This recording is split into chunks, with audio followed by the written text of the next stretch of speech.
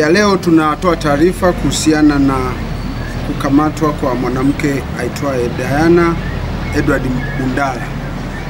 Ni kwamba jeshi la polisi katika mkoa wa Mwanza linapenda kutoa taarifa kuwa linamshikilia na linaendelea kumhoji Diana Edward Bundala ambaye pia hujitambulisha kwa jina kama Mfalme Zumaridi, ambaye umri wake ni miaka 42, mkazi wa mtaa wa Bubuku, kata ya Buhongwa, wilaya ya Nyamagana.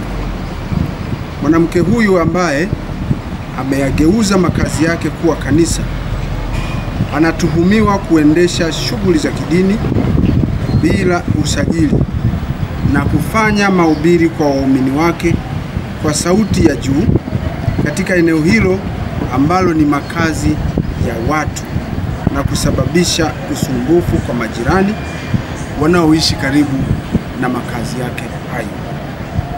Aidha, mwanamke huyo anahojiwa na jeshi la polisi kuhusiana na taarifa ambayo inaendelea kusambaa katika mitandao ya kijamii ikimuonesha mwanamke huyo kwenye picha ya mjongeo akiwa na kundi la watoto wenye umri mdogo wa jinsia ya kike na ya kiume, huku akiwaeleza kuwa yeye ndiye Mungu wao ambaye ana uwezo wa kuwatenganisha na kifo. Uchunguzi kuhusiana na tukio hilo unaendelea na jeshi la polisi linafanya uchunguzi huo likishirikiana na taasisi nyingine za serikali.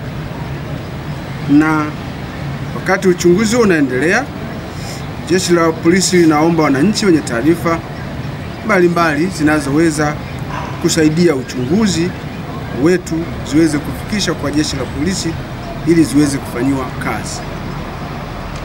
Uchunguzi kuhusiana na tukio hilo utakapokuwa umekamilika, hatua za kisheria zinazostahili zitaweza kuchukuliwa dhidi ya mwanamke huyu.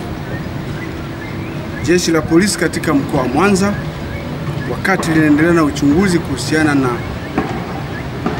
taarifa hizi, tunawaomba wananchi wawe na utulivu na kutupatia nafasi ya kuyafanyia uchunguzi haya.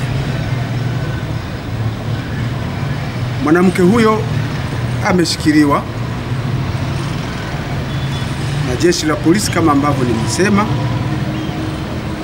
na ataweza kupewa dhamana kama ataomba kupewa dhamana.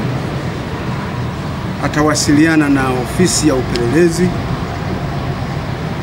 mkoa wa Mwanza ambapo taratibu za kisheria zitafuatwa, naye ataweza kupatiwa dhamana kwa mujibu wa sheria za nchi yetu.